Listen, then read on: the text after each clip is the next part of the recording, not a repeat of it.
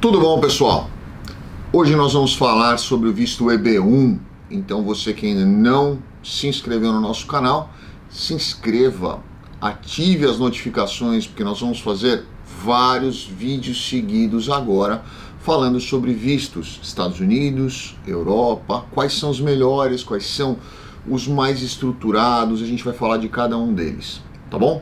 Hoje nós vamos falar sobre o EB1, possivelmente no próximo vídeo vai ser o EB2, depois EB3, depois nós vamos voltar em alguns assuntos importantes ao E2, nós vamos falar também bastante do EB5, que acabou de ser prorrogado até 7 de dezembro de 2018, por uma questão que eu tinha alertado vocês lá atrás, falta de estrutura de alguns polos que não tem capacidade financeira para continuar a obra. Se ele não tiver essa captação de recursos, ele simplesmente fecha as portas e acaba prejudicando um monte de gente. Por isso que eu falo sempre para vocês, cuidado onde vocês escolhem os polos, cuidado como vocês fazem esse processo de EB5, cuidado aonde vocês colocam esse dinheiro, porque pode ser que ele não volte, pode ser que dê um problema no polo e nem o green card vocês peguem. Tá bom? Vamos voltar aqui, vamos falar um pouco do EB1. EB1 é um visto de habilidade extraordinária que concede ao aplicante, quando aprovado, o Green Card. Vamos explicar um pouquinho isso para que vocês entendam um pouco melhor. O EB1 é um visto de habilidade extraordinária. O que é a habilidade extraordinária? Vocês lembram quando eu falei lá atrás num vídeo sobre o visto O? A habilidade extraordinária, na verdade, é quando você se coloca above the average, é onde você está acima da média. O que é o extraordinário? É difícil a gente hoje, no mundo de hoje, onde muitas coisas acontecem, onde todos os dias as pessoas se superam, elas são educadas a se superar cada um desses dias.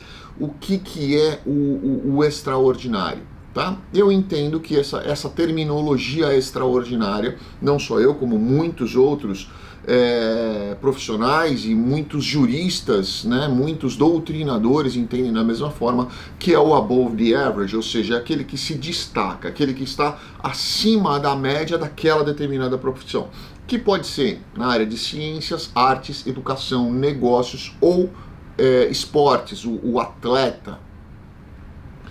Você se colocar numa área acima da média, vamos pegar, por exemplo, um empresário. O que é um empresário acima da média? Aquele empresário que teve um sucesso diferenciado daqueles concorrentes dele dentro da mesma área. Você, para se comparar, você tem que se comparar com alguém que tem as mesmas características, que esteja dentro da mesma área de atuação. Um empresário, um cientista, por exemplo. O que o cientista médio da sua categoria, na sua região, no seu país, o que ele geralmente tem de achievements, de resultados, né? O que ele tem de conquistas? Vamos colocar uma régua e vamos colocar, você está acima dessa régua, você está nesta régua, você está abaixo dela. Essa é a interpretação correta de visto de habilidades extraordinárias. Na verdade, são habilidades destacadas, habilidades diferenciadas, habilidades acima da média. Os tempos de processamento de um EB1 hoje, geralmente, de 6 a 8 meses é o tempo de processo. No momento em que você protocola até o momento em que a imigração dos Estados Unidos concede ou não esse visto a você, é aproximadamente de 6 a 8 meses, às vezes um pouquinho mais. Depois disso, para você pegar o seu green card, eu diria que mais ou menos 5 a 6 meses a mais. Depois de aprovado o seu processo, existe um outro procedimento que você solicita o seu green card, onde tem uma série de procedimentos que você deve fazer. E aí esse tempo aí tem ficado em torno de 5 a 6 meses. As pessoas me perguntam, poxa, vamos dizer, eu tenho um nível superior, eu tenho um mestrado, ou eu tenho um doutorado, eu tenho 1, 2 pós, eu tenho um MBA, eu tenho artigos publicados, eu falo muito isso mesmo. Isso é o tipo da coisa que dá uma solidez muito grande no mercado internacional, no reconhecimento do mercado internacional. Você ter artigos publicados, você ter trabalhos publicados. Eu canso de dar exemplos para vocês, eu escrevo muito, mas muito mesmo, eu publico muita coisa em muitos lugares. Eu mando muitos artigos para diversas instituições de classe. Quer dizer que elas vão publicar? Nem sempre. Mas às vezes elas publicam, às vezes elas gostam do texto, às vezes elas gostam da tese, às vezes elas gostam do conteúdo e publicam. Isso acaba fazendo com que você tenha um reconhecimento diferenciado em várias associações, em vários... dentro da sua área de trabalho, da sua área de profissão, certo? Sugiro que essas pessoas que buscam esse tipo de reconhecimento e possibilidade de um benefício, talvez, quiçá até um visto, que façam isso, né? Comecem a escrever, isso vai obrigar vocês a estudar todos os dias, vai obrigar vocês a lerem todos os dias, a pesquisarem todos os dias, a dedicarem pelo menos 1 hora do dia. Eu sempre, antes de dormir, abro meu notebook, eu vou ler. Eu leio bastante sobre diversas coisas e eu acabo escrevendo sobre essas coisas também, e a gente acaba publicando, então isso é muito importante. Então, artigos, publicações, isso conta bastante, tá? Diplomas, certificados, um currículo técnico muito detalhado para que a pessoa que for fazer o seu processo, o profissional que for fazer o seu processo, para que ele consiga entender. Às vezes, você traz para mim, por exemplo, você é um atleta, você traz para mim um currículo de um atleta. Eu nunca fui atleta na minha vida, né? Nunca participei desse tipo de campeonato onde você tivesse um jiu-jitsu, por exemplo. Eu nunca participei desse tipo de campeonato. Já participei de outros, eu conheço de outros, mas esse não. Então, assim, quanto mais detalhado for o seu currículo técnico, mais fácil o profissional que está lendo vai conseguir entender e vai conseguir descrever, porque é ele que vai contar a sua história. Na linguagem técnica, é ele que vai contar a sua história. Então é muito importante você ter essa afinidade com o profissional e explicar para ele exatamente quais são os requisitos, por que você se destacou, quem eram os competidores, por que você foi melhor, por que talvez você não ganhou o primeiro, ganhou o segundo lugar. O segundo lugar pode ser também, depende do que for, pode ser também, depende da importância do campeonato, do concurso ou do eventual evento, pode ser que pese muito também. Imagina, você pode não ganhar um Oscar, mas você foi um dos indicados, isso com certeza absoluta tem um peso muito grande, né? Eu exagerei aqui na comparação, mas para que vocês tivessem uma ideia de mais ou menos como funciona. Lógico que você não precisa ter um prêmio Nobel, você não precisa ter um Oscar, mas é para vocês terem ideia de como funciona nesse comparativo, certo?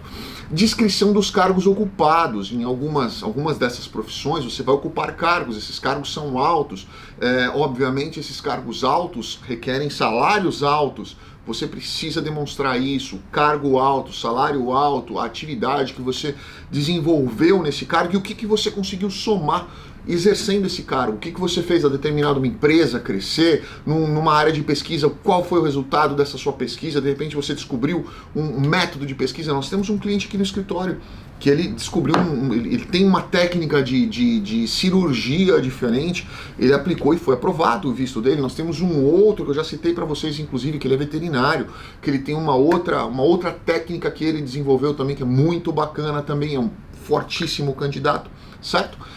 Prêmios, congressos, palestras, concursos, torneios, campeonatos, tudo o que vocês tiverem, é importante vocês juntarem essa documentação, colocarem numa documentação junta, robusta, para que o profissional possa olhar, ver o que realmente é importante, o que não é importante.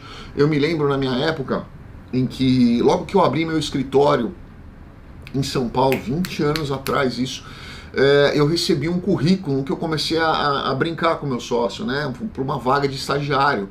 E ele coloca assim: não, eu fiz curso de datilografia, fiz curso de Word, Excel, isso e aquilo, sou faixa preta de Taekwondo. Falei, nossa, qual é a pertinência dele ser faixa preta de Taekwondo para trabalhar num escritório jurídico, né? No Brasil, talvez, às vezes, numa citação, aí pode ser que ele precise se defender. Mas, enfim, isso é importante vocês entenderem. Tem coisas que são pertinentes, tem coisas que são impertinentes. E aí cabe ao profissional selecionar. Manda tudo, sempre manda tudo, carrega tudo, e o profissional vai selecionar o que é importante ou não, certo? Inscrições em órgãos de classe, por exemplo, você é um médico, você precisa ter um CRM, você é um contador, eu acho que é CRC, não sei, tá? Se você é um fisioterapeuta, eu acho que é CREFITO, se você... Enfim, você precisa ter uma inscrição num órgão de classe, porque senão como é que você vai ser reconhecido como um profissional se você não tem aquele órgão de classe, né? Você não tem aquela inscrição. É importante você ter isso da sua profissão. Se você escreve para esses órgãos de classe, isso acaba tendo um peso muito grande. Quando você tem um artigo seu, uma tese sua, um reconhecimento da sua profissão publicada em um jornal desses órgãos de classe, ou num periódico desses órgãos de classe, ou no site desses órgãos de classe, acaba dando um peso muito grande mesmo. Citações em obras que você participou, né? Citações em artigos, olha, fulano de tal desenvolveu essa técnica, fulano de tal ganhou o prêmio de tal coisa por ser um destaque nesta área. Isso acaba pesando bastante também. Livro que eventualmente vocês tenham escrito. Qualquer documentação que você participou como um julgador, como um analista, como um avaliador, em qualquer seminário, congresso ou análise de TCC. Eu tenho muita gente que foi professor universitário ou é professor universitário, foi coordenador universitário, participou de 200 julgamentos de TCC. Isso conta, porque você está avaliando alguém que está abaixo de você dentro da sua própria profissão, certo? Apresentação de revistas que eventualmente vocês tenham aparecido, jornais, fotografia com gente importante, com pessoas importantes, cartas de indicação dessas pessoas, né, do seu nível, às vezes acima, às vezes abaixo. Essas cartas de indicação acabam pesando bastante nessa hora de avaliação desse determinado processo. Testemunhas que possam eventualmente relatar o quanto você trabalhou, o quanto você se desenvolveu naquela área.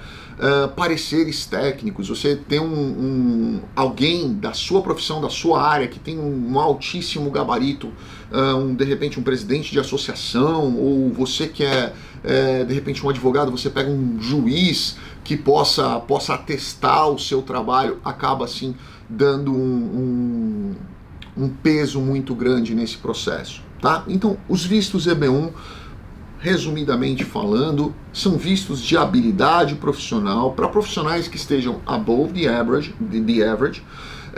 colocados dentro de um âmbito técnico profissional que eles vão desenvolver essa atividade dentro dos Estados Unidos. Empresários, profissionais, artistas, atletas, cientistas, pessoas que possam, de verdade, o que os Estados Unidos querem nesse visto, qual é o objeto desse visto? Pegar profissionais com uma qualificação acima da média e trazer esses profissionais para dentro do mercado, para que o mercado possa crescer, aprender, se desenvolver, ter melhores e mais capacitados profissionais trabalhando e exercendo a sua atividade aqui dentro. Tá bom? Eu espero que vocês tenham entendido. Não é um bicho de 7 cabeças, não é um visto inatingível. Nós temos muitos históricos de EB1 aqui dentro. Graças a Deus, com grande sucesso, eu fico muito feliz com isso. Espero que tenha tirado as dúvidas de vocês. E amanhã, se Deus quiser, nós vamos colocar um visto EB2. Vamos falar das categorias dele, o EB2, qual é o EB2NW, como funciona. Vamos falar sobre isso no próximo vídeo. Grande abraço, fiquem com Deus. Obrigado.